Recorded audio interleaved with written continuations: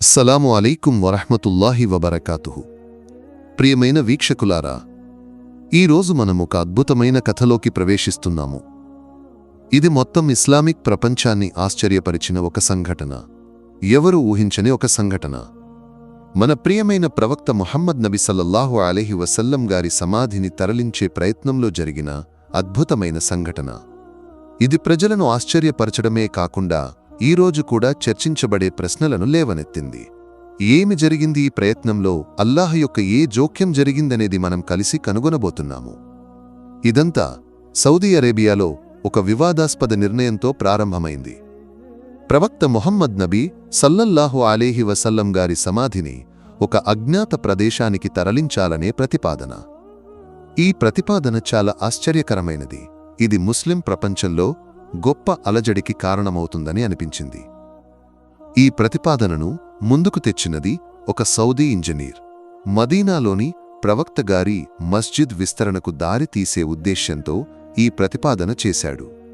మరిన్ని విశ్వాసులను ఆలయంలో సమకూర్చడానికి ఈ విస్తరణ అవసరమని అతను వాదించాడు. ఈ వాదన పవిత్ర స్థలం యొక్క ఆధునీకరణ భాగంగా తార్కికమైన చర్యగా ప్రవేశపెట్టబడింది. అయినప్పటికీ ఈ ప్రతిపాదన అధికారికంగా ఆమోదించబడలేదు లేదా ప్రభుత్వ ఆమోదిత ప్రాజెక్టులో భాగం కాదు. అయినా ఈ ఆలోచన టేబుల్పైకి రావడం మాత్రమే ప్రతి సంవత్సరం లక్షలాది తీర్థయాత్రికులు సందర్శించే మదీనాలోని ఆకుపచ్చ గోపురం కింద ఉన్న ప్రవక్త గారి అంతిమ విశ్రాంతి స్థలం యొక్క పవిత్రతను బెదిరించేలా ఉంది. దీనివల్ల గొప్ప అసంతృప్తి కలిగింది. ప్రవక్త ముహమ్మద్ నబీ సల్లల్లాహు అలైహి వసల్లం గారి సమాధి ఇస్లామిక్ ప్రపంచంలో అత్యంత పవిత్రమైన మరియు గౌరవనీయమైన స్థలంగా పరిగణించబడుతుంది. దానిలో ఏదైనా మార్పు చేయడం అసాధ్యమైన మరియు ప్రమాదకరమైన చర్యగా ఉంటుంది. నివేదికల ప్రకారం ఈ ఆలోచన అధికారిక ప్రభుత్వ సంస్థల నుండి కాకుండా ప్రవక్త గారి మస్జిద్లోని అధికారుల మధ్య అనధికారికంగా చర్చించబడిన ప్రతిపాదన మాత్రమే. అయితే అధికార మార్గాల ద్వారా ఈ ఆలోచన ప్రచారమైనప్పుడు దాని తార్కికత మరియు జ్ఞానాన్ని ప్రశ్నించేవారు ఉన్నారు. సమాధిని తరలించడం ప్రవక్తగారి విశ్రాంతి స్థలం యొక్క పవిత్రతను ఉల్లంఘించడమే కాకుండా ప్రపంచవ్యాప్తంగా ఉన్న ముస్లింలను గొప్పగా అసంతృప్తి చేస్తుందని చాలామంది సూచించారు. ఈ ప్రతిపాదనకు వ్యతిరేకంగా బలమైన స్వరాలలో ఒకటి మదీనా చరిత్ర మరియు ఇస్లామిక్ వాస్తుశిల్పంలో పరిశోధకుడైన ఇంజనీర్ అబ్దుల్ హక్ గారిది. ఈ ప్రతిపాదన అసమంజసమైనది మరియు జ్ఞానరహితమైనదని అతను వర్ణించాడు. అయినప్పటికీ వ్యతిరేకతల మధ్య కూడా మరొక ఇంజనీర్ అబ్దుల్లా అల్ మసీద్ ఈ ప్రాజెక్టును ముందుకు తీసుకెళ్లాలని పట్టుబట్టాడు. పెరిగిన తీర్థయాత్రీకులను సమకూర్చడానికి మస్జిద్ విస్తరణ అవసరమని వాదిస్తూ ప్రధాన నిర్మాణ కంపెనీలతో కలిసి అతను పనిచేశాడు. అయితే ప్రాజెక్టు ప్రారంభమవ్వబోతున్న సమయంలో ఒక అద్భుతమైన సంఘటన జరిగింది. అబ్దుల్లా అల్ మసీద్ ఈ ప్రాజెక్టులో పూర్తిగా మునిగిపోయున్నప్పుడు వింతైన మరియు అస్వస్థత కలిగించే కలలు కనడం ప్రారంభించాడు. ఈ కలలలో నల్లని వస్త్రాలు ధరించిన ఒక ఎత్తైన వ్యక్తి ప్రవక్త ముహమ్మద్ నబి సల్లల్లాహు అలైహి వసల్లం గారి సమాధిని కాపాడు, దానిని తాకవద్దు అనే మాటలను పదే పదే చెప్పాడు. ఈ కలలు చాలా స్పష్టమైనవి మరియు నిరంతరమైనవి. అవి అతన్ని గొప్పగా కలవరపెట్టాయి. తన పని ఒత్తిడి కారణంగా వచ్చిన పీడకలలుగా వాటిని అతను తోసిపుచ్చినప్పటికీ కలలు కొనసాగాయి. ఒకరోజు ప్రాజెక్టు ఒప్పందాలను ఖరారు చేసేందుకు సిద్ధమవుతున్న సమయంలో అతని భార్య నుండి ఒక అత్యవసర ఫోన్ కాల్ వచ్చింది. అతని కుమార్తె తీవ్రంగా అనారోగ్యంతో ఉందని తెలిపింది. అతని ఇంటికి పరుగెత్తి వచ్చినప్పుడు అతని కుమార్తె ఆసుపత్రికి తీసుకెళ్లే ముందే మరణించింది. ఆ క్షణంలో ప్రవక్తగారి సమాధిని అల్లకల్లోలం చేయవద్దని హెచ్చరించిన కలలు అతని మనసులో స్పష్టమయ్యాయి.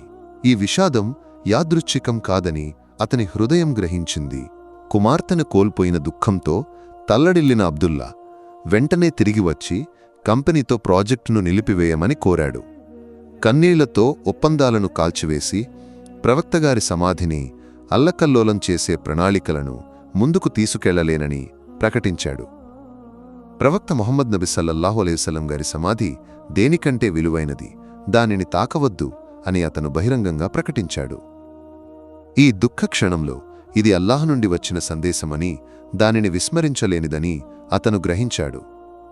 అయితే ప్రవక్త ముహమ్మద్ నబీ సల్లల్లాహు అలైహి వసల్లం గారి సమాధిని అల్లకల్లోలం చేయడానికి ఈ ప్రయత్నం మొదటిది కాదు.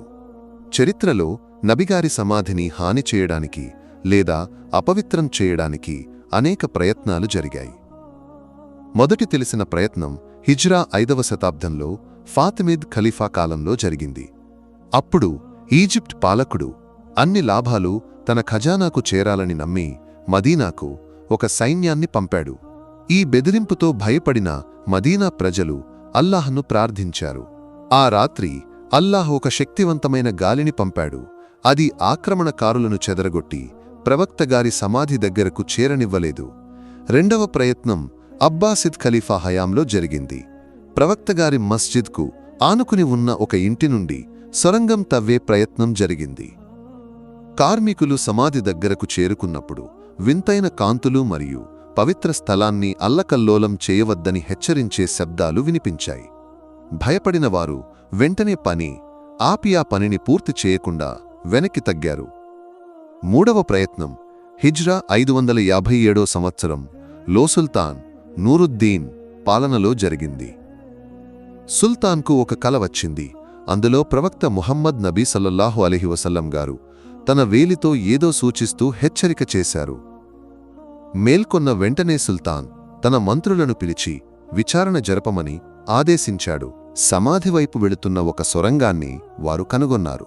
ఒక సమూహం అవిశ్వాసులు ప్రవక్తగారి శరీరాన్ని దొంగిలించడానికి కొంతమందిని నియమించినట్లు వెల్లడైంది. ఆ కుట్రదారులు పట్టుబడ్డారు. సుల్తాన్ వారిని శిక్షించమని ఆదేశించాడు. దైవిక జోక్యంతో సమాధి మరోసారి కాపాడబడింది. సుల్తాన్ అల్లాహ్కు కృతజ్ఞతలు తెలిపాడు.